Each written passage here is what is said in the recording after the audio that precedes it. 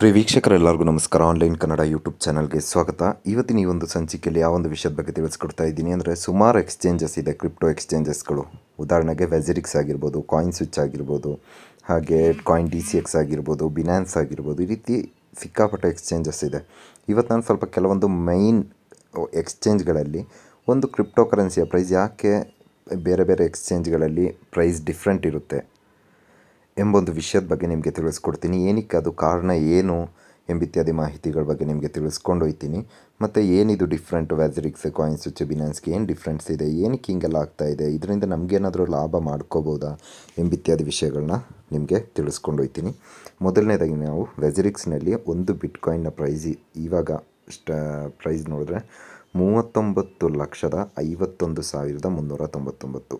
Okay, ಅದು change ಆಗ್ತಾ ಇರುತ್ತೆ. ನೀವೇ 39,51,000 ಇಟ್ಕೊಳ್ಳೋಣ. ಅದೇ ಇಲ್ಲಿ ಕಾಯಿನ್ ಸ್ವಿಚ್ಗೆ ನಾನು ಬರ್ತಾಯಿದ್ದೀನಿ. ಇಲ್ಲಿ ನೋಡಿದ್ರೆ 39,73,903 ರೂಪಾಯಿ. ಅಂದರೆ ಎಷ್ಟು ವ್ಯತ್ಯಾಸ ಇದೆ ಅಂತ ನೋಡಿದ್ರಲ್ವಾ. ಸುಮಾರು ಹತ್ತತ್ರ 50, ಅದು 51 ಇದೆ, ಇದು 73 ಇದೆ. ಸುಮಾರು 22 ಸಾವಿರ ಅಷ್ಟು ವ್ಯತ್ಯಾಸ ಕಾಣಿಸ್ತಾ ಇದೆ. ಎನಿವೆ, ಇವಾಗ ಬಿನಾನ್ಸಲ್ಲಿ ನೋಡೋಣ. ಬಿನಾನ್ಸಲ್ಲಿ ನೋಡಿದ್ರೆ ಕೇವಲ 37 ಲಕ್ಷ. ಸೊ ಇವಾಗ ಸುಮಾರು ಜನಕ್ಕೆ ಒಂದು ಕ್ವಶನ್ ಬಂದರೂ ಬರುತ್ತೆ, WazirXಲ್ಲಿ ಇಷ್ಟು ಕಮ್ಮಿ ಇದೆ, ಜಾಸ್ತಿ ಇದೆ, ಬಿನಾನ್ಸಲ್ಲಿ ಇಷ್ಟು ಕಮ್ಮಿ ಇದೆ, 37 ಲಕ್ಷ ಅಂತ ಹೇಳ್ತಾ ಇದ್ದೀರಾ. ಇನ್ನು ಈ ಕಡೆ ಬಂದರೆ ಯಾವುದರಲ್ಲಿ, ಗೂಗಲ್ನಲ್ಲಿ ನೋಡೋಣ. ಗೂಗಲ್ ಸರ್ಚ್ನಲ್ಲಿ ಇವಾಗ ಲೇಟೆಸ್ಟ್ ರಿಸಲ್ಟ್ 3,26,000 ಇದೆ. ಓಕೆ, ಬಿನಾನ್ಸಲ್ಲಿ ತೋರಿಸೋದಕ್ಕಿಂತನೂ ಕಮ್ಮಿ ಗೂಗಲ್ನಲ್ಲಿ ತೋರಿಸ್ತಾ ಇದೆ. ಓಕೆ, ಇದು ಏನಕ್ಕೆ ಈ ರೀತಿ ಆಗ್ತಾಯಿದೆ, ಏನು ಕತೆ ಅಂತ ನೋಡೋಣ. ಮೊದಲನೇದಾಗಿ ನಿಮಗೆ ಕಾಯಿನ್ ಸ್ವಿಚ್ಚನ್ನು ಎಕ್ಸಾಂಪಲ್ ಆಗಿ ತಗೊಳ್ಳೋಣ. ನೋಡ್ತಾ ಇದ್ದೀರಾ. ಇವಾಗ ಸುಮಾರು ಜನ ಕೇಳ್ತೀರಾ, ಅಲ್ಲ ನಾವು ಇಲ್ಲಿಂದ ಬೈ ಮಾಡಿಬಿಟ್ಟು WazirXನಲ್ಲಿ ಪ್ರೈಸ್ ಜಾಸ್ತಿ ಇದೆ, ಸೊ ಅಲ್ಲಿ ಸೇಲ್ ಮಾಡ್ಬೋದಲ್ವಾ ಅಂತ. ಸೊ ಇಲ್ಲಿ ನಿಮಗೊಂದು ಮಾಹಿತಿನ ನಾನು ನಿಮಗೆ ಕೊಡ್ತೀನಿ. ಇಲ್ಲಿ ನೀವು ಬೈ ಮಾಡೋದಾದರೆ ನೋಡ್ತಾ ಇದ್ದೀರಾ, ನಾನೊಂದು 10,000 ರೂಪಾಯಿಗೆ ಬೈ ಮಾಡ್ತೀನಿ ಅಂದರೆ, ಇಲ್ಲಿ ನಾನು ಬೈ ಯಾವ ಪ್ರೈಸಿಗೆ ಬೈ ಮಾಡ್ತಾಯಿದ್ದೀನಿ ಅಂತ ನೋಡಿ. ಇವರು ಕಾಯಿನ್ ಸ್ವಿಚ್ ಅವರು ಇದೇ ಒಂದು ಪ್ರೈಸಿಗೆ ಬೈ ಮಾಡಬೇಕು ಅಂತ ಅಲ್ಲಿ ಫಸ್ಟೇ ಫಿಕ್ಸ್ ಮಾಡಿರ್ತಾರೆ. ಫೀಸ್ ಏನು ಬೇಡ ಅಂತ ಹೇಳ್ತಾರೆ. ಬಟ್ ಇಲ್ಲಿ 39,66,766 ಈ ಒಂದು ಪ್ರೈಸ್ಗೆ ಬೈ ಮಾಡಿ ಅಂತ ತೋರಿಸ್ತಾ ಇದ್ದಾರೆ. ಬಟ್ ಇಲ್ಲಿ ಪ್ರೈಸ್ ಎಷ್ಟಿದೆ, ಸೇಮ್ ಇದೆ ಅಲ್ವಾ. ಅದೇ ನಾನಿವಾಗ ಸೇಲ್ ಮಾಡ್ತೀನಿ ಅಂದರೆ, ಓಕೆ, ಸೇಲ್ ಮಾಡ್ತೀನಿ ಅಂದರೆ ಇಲ್ಲಿ ಸೇಲ್ ಪ್ರೈಸ್ ನೋಡಿ 39,29,539. ಇವಾಗ ಕರೆಂಟ್ ಪ್ರೈಸ್ ಏನಿದೆ, ಸೊ ಆ ಪ್ರೈಸಿಗೆ ನಮಗೆ ಸೇಲ್ ಮಾಡೋದಕ್ಕೆ ಇಲ್ಲಿ ಸಾಧ್ಯ ಆಗೋದಿಲ್ಲ. ನೋಡ್ತಾ ಇದ್ದೀರಲ್ಲ, 39,23,23,23,000 ರೂಪಾಯಿ. ಸೊ ಇವರು ಫೀಸ್ ತಗೊಳ್ಳಲ್ಲ ಅಂತ ಹೇಳ್ತಾರೆ. ಬಟ್ ಈ ರೀತಿಯಾಗಿ ನಮ್ಮನ್ನು ಬಕ್ರ ಮಾಡ್ತಾರೆ. ಬಿಟ್ಟಾಕಿ ಏನಿವೆ ಅದು ಅವರದ್ದೇ ಆದಂತಹ ಕೆಲವೊಂದು ರೀಸನ್ಗಳನ್ನ ಕೊಡ್ತಾ ಇದ್ದಾರೆ. ಓಕೆ, ಇವಾಗ ಕಾಯಿನ್ ಸ್ವಿಚ್ ಬಗ್ಗೆ ನೋಡಿದ್ರಲ್ವ. ಅದೇ ಇವಾಗ ನಾವು ಟ್ರಾನ್ಸ್ಫರ್ ಮಾಡಬೇಕು ಅಥವಾ ಇಲ್ಲಿಗೆ ನಾವು ರಿಸೀವ್ BTC ಪಡಿಬೇಕು ಅಂದರೆ ನಾವು ಇಲ್ಲಿ ನೋಡಿ, ಬಿಟ್ಕಾಯಿನ್ ಡಿಪಾಸಿಟರ್ ಕರೆಂಟ್ಲಿ ಡಿಸೇಬಲ್ಡ್ ಅಂತ ಕೊಡ್ತಾ ಇದ್ದಾರೆ ಕಾಯಿನ್ ಸ್ವಿಚ್ ಅವರು.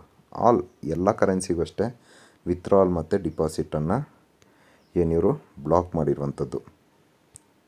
ಯಾರಿಗೂ ಸಹ ಇವಾಗ ಅಂದರೆ ಬೇರೆ ಒಂದು ವ್ಯಾಲೆಟ್ಗೆ, ಇವಾಗ WazirXನಿಂದ ಇಲ್ಲಿಗೆ ಬಿಟ್ಕಾಯಿನನ್ನು ಸೆಂಡ್ ಮಾಡೋದಕ್ಕೆ ಸಾಧ್ಯ ಇಲ್ಲ. ಬಿಟ್ಕಾಯಿನ್ ಅಂತಲ್ಲ, ಯಾವುದೇ ಕಾಯಿನನ್ನು ಸೆಂಡ್ ಮಾಡೋದಕ್ಕೆ ಸಾಧ್ಯ ಇಲ್ಲ. ಯಾಕಂದರೆ ಬೇರೆ ಒಂದು ಎಕ್ಸ್ಚೇಂಜ್ಗಳಲ್ಲಿ ಕಮ್ಮಿ ಪ್ರೈಸ್ಗೆ ಬೈ ಮಾಡಿ ಇಲ್ಲಿ ಪ್ರೈಸ್ ಜಾಸ್ತಿ ಇರುವಾಗ ಇಲ್ಲಿ ಸೇಲ್ ಮಾಡಿಬಿಟ್ಟು ಲಾಭ ಮಾಡ್ತಾರೆ. ಅದನ್ನು ತಡಿಬೇಕು ಎಂಬೊಂದು ಉದ್ದೇಶದಿಂದ ಇವ್ರು ಮಾಡಿರುವಂಥದ್ದು. ಸೊ ಅದಕ್ಕೇ ನಾನು ಕಾಯಿನ್ ಸ್ವಿಚ್ಚನ್ನು ಹೇಟ್ ಮಾಡೋದು. ಸೊ ಮತ್ತು ಇವ್ರದ್ದು ಏನು ಸರಿ ಇಲ್ಲ ಅಂತ ನನ್ನ ಪ್ರಕಾರ ನನಗೆ ಅನಿಸಿದ್ದು. ಯಾಕಂದರೆ ಬೈ ಪ್ರೈಸ್ ಬೇರೆ, ಸೇಲ್ ಪ್ರೈಸ್ ಬೇರೆ. ಓಕೆ, ನೀವೇ ಲಿವಿಟ್.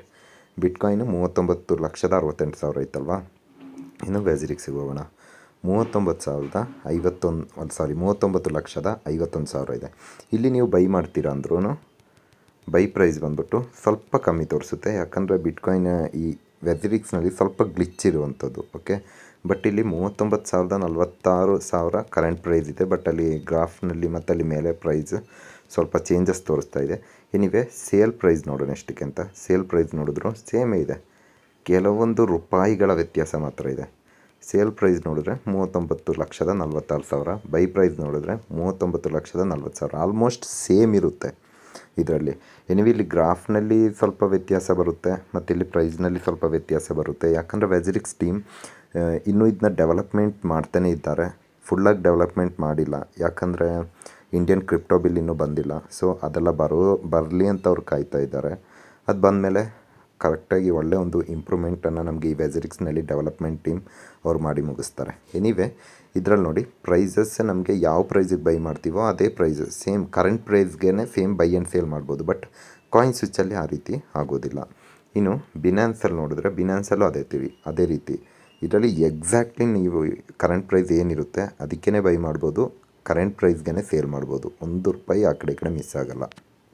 ಓಕೆ, ಮತ್ತು ನೀವು ಕೇಳ್ತೀರಾ ಸುಮಾರು ಜನ ಏನಕ್ಕಿದು ಪ್ರೈಸ್ ಒಂದೊಂದರಲ್ಲಿ ಒಂದೊಂದು ಥರ ತೋರಿಸ್ತಾ ಇದೆ. ಬಿಟ್ಕಾಯಿನ್ ಅಂದರೆ ಆಲ್ ಓವರ್ ವರ್ಲ್ಡ್ ವೈಡ್ ಒಂದೇ ಅಲ್ವಾ, ಬಿಟ್ಕಾಯಿನ್ ಎಲ್ಲ ಕಡೆ ಒಂದೇ ಪ್ರೈಸ್ ಅಲ್ವಾ. ಮತ್ತು ಗೂಗಲಲ್ಲಿ ಒಂದು ಪ್ರೈಸ್ ತೋರಿಸುತ್ತೆ, ಕಾಯಿನ್ ಸ್ವಿಚ್ಚಲ್ಲಿ ಒಂದು ಪ್ರೈಸ್ ತೋರಿಸುತ್ತೆ, WazirXನಲ್ಲಿ ಒಂದು, ಹಾಗೆ ಬಿನಾನ್ಸ್ನಲ್ಲಿ ಯಾಕೆ ಅಂತ ಕೇಳ್ತೀರಾ. It's depend on demand and supply ಅಂತ ಹೇಳ್ಬೋದು. ಇಲ್ಲಿ ಬಿಟ್ಕಾಯಿನ್ಗೆ ಯಾವ ರೀತಿ ಒಂದು ಡಿಮ್ಯಾಂಡ್ ಆ್ಯಂಡ್ ಸಪ್ಲೈ ಇರುತ್ತೋ ಅದೇ ರೀತಿಯಾಗಿ ಪ್ರತಿಯೊಂದು ಎಕ್ಸ್ಚೇಂಜ್ಗಳಲ್ಲಿ ಅದರದ್ದೇ ಆದಂತಹ ಕೆಲವೊಂದು ಡಿಮ್ಯಾಂಡ್ ಆ್ಯಂಡ್ ಸಪ್ಲೈ ಇರುತ್ತೆ. ಓಕೆ, ಸೊ ಅವ್ರದ್ದು ಅಷ್ಟು ಸಿಸ್ಟಮ್, ಅವ್ರದ್ದು ಸರ್ವರ್ ಅಷ್ಟು ಫಾಸ್ಟ್ ಇರಬೇಕು, ಬೈ ಆ್ಯಂಡ್ ಸೇಲ್ ಡಿಮ್ಯಾಂಡ್. ಎಷ್ಟೋ ಸರಿ WazirX ಕ್ರ್ಯಾಶ್ ಆಗೋದನ್ನು ನೀವು ಗಮನಿಸಿರ್ತೀರ. WazirX ಮಾತ್ರ ಅಲ್ಲ, ಬಿನಾನ್ಸ್ ಸಹ ಎಷ್ಟೋ ಬಾರಿ ಕ್ರ್ಯಾಶ್ ಆಗಿರುವಂಥದ್ದು. ಬಿಕಾಸ್ ಏನಾಗುತ್ತೆ ಅಂದರೆ ಒಂದು ಸೆಕೆಂಡ್ಗೆ ಇಷ್ಟು ಲಿಮಿಟ್ ಅಂತ ಅವ್ರದ್ದು ಎಕ್ಸ್ಚೇಂಜ್ನಲ್ಲಿ ಇರುತ್ತೆ. ಓಕೆ, ಸಮ್ಟೈಮ್ಸ್ ಇವಾಗ ನೀವು ಲಾಸ್ಟ್ ಟೈಮ್ ನೀವು ನೋಡಿರ್ತೀರಾ ಅಂತ ನಾನು ಅಂದ್ಕೋತೀನಿ. ಹೀಲಿಯಮ್ ಎಂಬ ಒಂದು ಕಾಯಿನ್ ಏನಿದೆ ಅದು ನೋಡ್ತೀನಿ. ಈ ಹೀಲಿಯಮ್ ಎಂಬ ಒಂದು ಕಾಯಿನ್ನ ಪ್ರೈಸ್ ಎಲ್ಲ ಎಕ್ಸ್ಚೇಂಜಲ್ಲೂ ₹2,361 ಇತ್ತು. ಓಕೆ, ಬಟ್ WazirXನಲ್ಲಿ ಮಾತ್ರ ಇದ್ರ ಪ್ರೈಸ್ ₹7,000 ಗಂಟ ಹೋಗಿತ್ತು. ಓಕೆ, ಬಾಕಿ ಎಲ್ಲ ಬಿನಾನ್ಸಲ್ಲೂ ಸಹ ಎಷ್ಟು 2,000 3,000 ಓಡ್ತಾಯಿತ್ತು ಒಂದು ಟೈಮಲ್ಲಿ. ಬಟ್ WazirXನಲ್ಲಿ ಮಾತ್ರ ಅದರ ಪ್ರೈಸ್ ಸಿಕ್ಕಾಪಟ್ಟೆ ಜಾಸ್ತಿ ಆಗಿತ್ತು. ಬಿಕಾಸ್ ಇಲ್ಲಿ ನಡೆಯುವಂತಹ ಕೆಲವೊಂದು ಏನು ಡಿಮ್ಯಾಂಡ್ ಆ್ಯಂಡ್ ಸಪ್ಲೈ ಮೇಲೆ ಇದಾಗುತ್ತೆ. ಮತ್ತು ಸುಮಾರು ಜನ ಕ್ವಶನ್ ಕೇಳಿದ್ರಿ, ಏನಿದು ರ್ಯಾಪಿಡ್ ಲಿಸ್ಟಿಂಗ್ ಅಂದರೆ ಅಂತ. ಓಕೆ, ಅದ್ರ ಬಗ್ಗೆ ಮಾಹಿತಿ ಕೊಡ್ತೀನಿ. ರ್ಯಾಪಿಡ್ ಲಿಸ್ಟಿಂಗ್ ಬಗ್ಗೆ ನಾವು ನೋಡೋಣ. ಅದೇನು ರ್ಯಾಪಿಡ್ ಲಿಸ್ಟಿಂಗ್ ಅಂತೇಳಿ. ಏನಿದು ರ್ಯಾಪಿಡ್ ಲಿಸ್ಟಿಂಗ್ ಅಂತ ನೋಡೋದಾದರೆ, ಯಾವುದೇ ಒಂದು ಹೊಸ ಒಂದು ಕಾಯಿನನ್ನು WazirXನಲ್ಲಿ ಲಿಸ್ಟಿಂಗ್ ಆದಾಗ ಅದರ ಕೆಲವೊಂದು ಪ್ರೋಸೆಸ್ ಇರುತ್ತೆ. ಸುಮಾರು 11 ಪ್ರೋಸೆಸನ್ನು ಇಲ್ಲಿ ಕೊಟ್ಟಿರುವಂಥದ್ದು. Integrate new blockchain, build deposit model. ಅಂದರೆ ಹೊಸ ಒಂದು ಕಾಯಿನನ್ನು ಲಿಸ್ಟಿಂಗ್ ಮಾಡುವಾಗ ಅವರ ಒಂದು ಡೆವಲಪರ್ ಟೀಮ್ ಏನಿರ್ತಾರೆ ಇವೆಲ್ಲವನ್ನು ನೋಡ್ಕೋಬೇಕಾಗುತ್ತೆ. ಬೇರೆ ಒಂದು ವ್ಯಾಲೆಟ್ಗೆ ಟ್ರಾನ್ಸ್ಫರ್ ಮಾಡೋದಾಗಿರ್ಬೋದು, ಅದರ ಒಂದು ಸೆಟಪ್ಪನ್ನೆಲ್ಲ ಮಾಡಿಕೊಂಡು ನಂತರ ಸಂಪೂರ್ಣವಾಗಿ ಬಿಡಬೇಕಾಗುತ್ತೆ. ಫಾರ್ ಎಕ್ಸಾಂಪಲ್ ಇವಾಗ ನಾನು ನಿಮಗೆ ಕೊಡ್ತೀನಿ.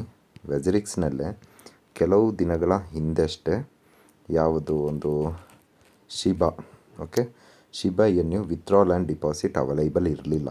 ಬಟ್ ಇವಾಗ ಅವೈಲೈಬಲ್ ಇದೆ. ಬಿಕಾಸ್ ಇಲ್ಲಿ ಅವರು ರ್ಯಾಪಿಡ್ ಲಿಸ್ಟಿಂಗ್ ಆಗಿದ್ದಂತಹ ಈ ಒಂದು ಶಿಬಾ ಕಾಯಿನನ್ನು ಅವರು ಕರೆಕ್ಟಾಗಿ ಎಲ್ಲ ಪ್ರೋಸೆಸ್ ಕಂಪ್ಲೀಟ್ ಮಾಡಿದ್ರು. ಇವಾಗ ವಿತ್ಡ್ರಾಲ್ ಮತ್ತು ಡಿಪಾಸಿಟ್ ಮತ್ತು ಟ್ರೇಡಿಂಗ್ ಎಲ್ಲ ಅವೈಲೇಬಲ್ ಇದೆ. ಓಕೆ, ಸೊ ರ್ಯಾಪಿಡ್ ಲಿಸ್ಟಿಂಗ್ನಲ್ಲಿರುವಂತಹ ಕೆಲವೊಂದು ಕಾಯಿನ್ಸ್ಗಳು ಡಿಮ್ಯಾಂಡ್ ಆ್ಯಂಡ್ ಸಪ್ಲೈ ಜಾಸ್ತಿ ಡಿಮ್ಯಾಂಡ್ ಆಗುವಾಗ ಅಥವಾ ಸಪ್ಲೈ ಕಮ್ಮಿ ಇರುತ್ತೆ. ಸೊ ಎಲ್ಲ ಫುಲ್ ಬ್ಲಾಕ್ ಚೈನ್ ಇಂಟಿಗ್ರೇಷನ್ ಏನು ಆಗಿರಲ್ಲ. ಆ ಒಂದು ಟೈಮ್ನಲ್ಲಿ WazirXನಲ್ಲಿ ಮಾತ್ರ ಕೆಲವೊಂದು ಕ್ರ್ಯಾಶ್ಗಳನ್ನೆಲ್ಲ ಕಾಣ್ಬೋದು. ಬಟ್ ಅದರಿಂದ ಲಾಭನೂ ಪಡ್ಕೋಬೋದು. ಓಕೆ, ನಾನು ಲಾಭದ ಬಗ್ಗೆನೂ ಮಾತಾಡ್ತೀನಿ. ಫಾರ್ ಎಕ್ಸಾಂಪಲ್ ಇಲ್ಲಿ ನೋಡ್ತಾ ಇದ್ದೀರಾ, USDT ಪ್ರೈಸ್ ₹80 ಇಲ್ಲಿದೆ. ಓಕೆ, ಒಂದು USDT ಪ್ರೈಸ್ ನಾವೇನೋ ನೆಟ್ ಬ್ಯಾಂಕಿಂಗ್ ಮಾಡೋ ಮುಖಾಂತರ INRನ ನಮ್ಮ WazirX ವ್ಯಾಲೆಟ್ಗೆ ಹಾಕೋತೀವಿ. ನಂತರ ಈ ಒಂದು USDTಯನ್ನು ನಮಗೆ ಪರ್ಚೇಸ್ ಮಾಡ್ಬೋದು ₹80ಗೆ. ಓಕೆ, ಅದೇ ನೀವು ಬಿನಾನ್ಸ್ನಲ್ಲಿ ಒಂದು USDT ಪ್ರೈಸ್ ಕರೆಂಟ್ ಪ್ರೈಸ್ ನೋಡೋದಾದರೆ ತುಂಬ ಕಡಿಮೆ, ಅಂದರೆ 75 ಅಷ್ಟೇ ಇರುತ್ತೆ ಕರೆಂಟ್ ಪ್ರೈಸ್ ಬಂದರೆ.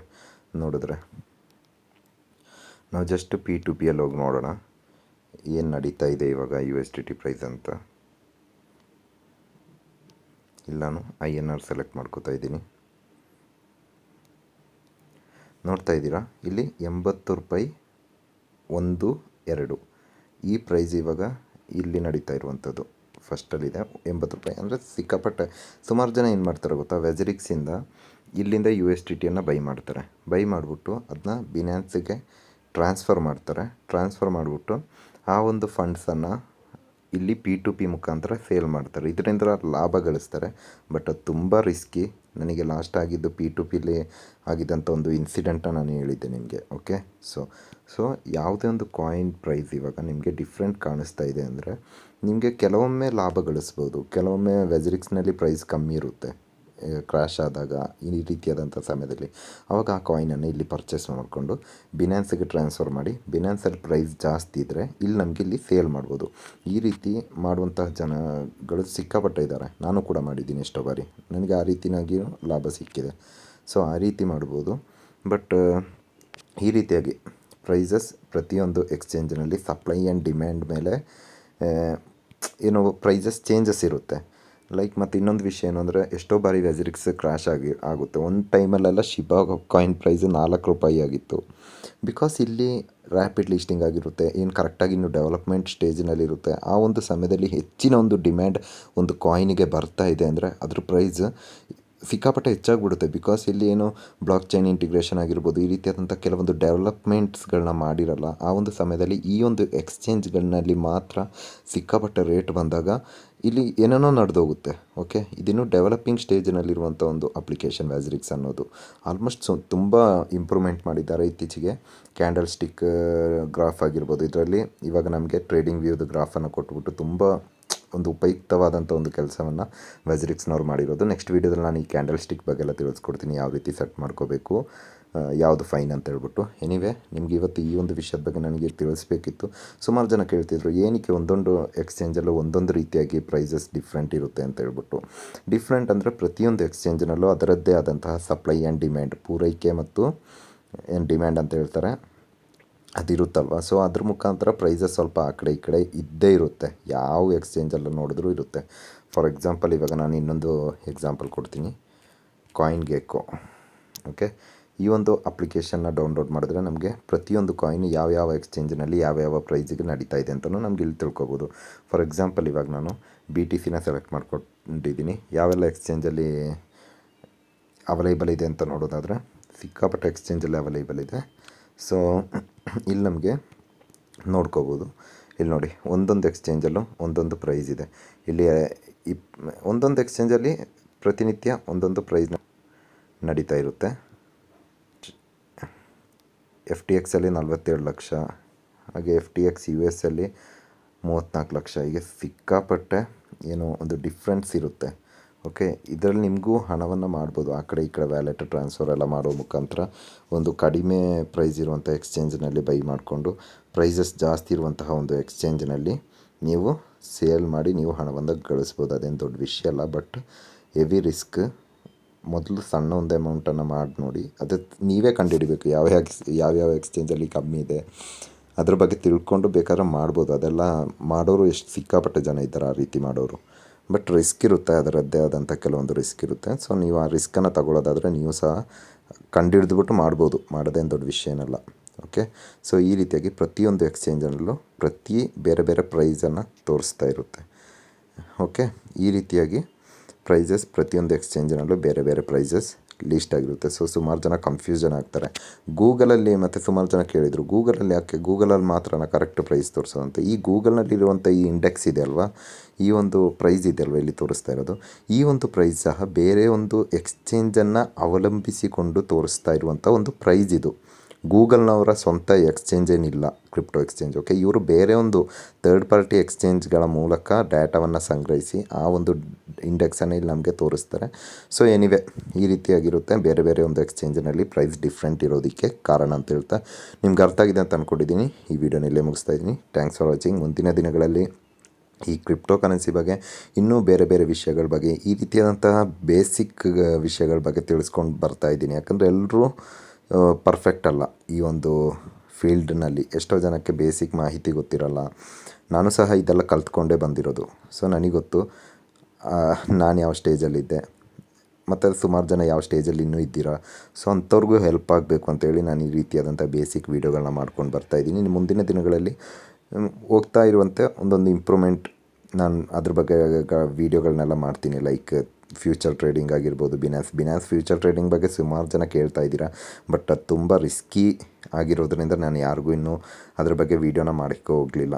ಅಂದರೆ ಬಿಗಿನರ್ಸ್ ಎಲ್ಲ ಹೋಗ್ಬಿಟ್ಟು ಫ್ಯೂಚರ್ ಟ್ರೇಡಿಂಗ್ ಮಾಡಿದ್ರೆ ಫುಲ್ ಹಣವನ್ನೇ ಕಳ್ಕೊಂಬಿಡ್ತಾರೆ 100%. ಸೊ ಅದೆಲ್ಲ ಮಾಡ್ತೀನಿ, ಟೈಮ್ ಇದೆ ನಮಗಿನ್ನು. ಸೊ ಫಸ್ಟ್ ಬೇಸಿಕ್ ವಿಷಯಗಳ ಬಗ್ಗೆ ಕವರ್ ಮಾಡ್ಕೊಂಬರೋಣ, ಆಮೇಲೆ ಈ ರೀತಿಯಾದಂಥ ದೊಡ್ಡ ದೊಡ್ಡ ವಿಷಯಗಳಿಗೆ ಕೈ ಹಾಕೋಣ ಅಂತ ಹೇಳ್ತಾ ಈ ಒಂದು ವೀಡಿಯೋನಲ್ಲೇ ಮುಗಿಸ್ತಾ ಇದ್ದೀನಿ. Thanks for watching.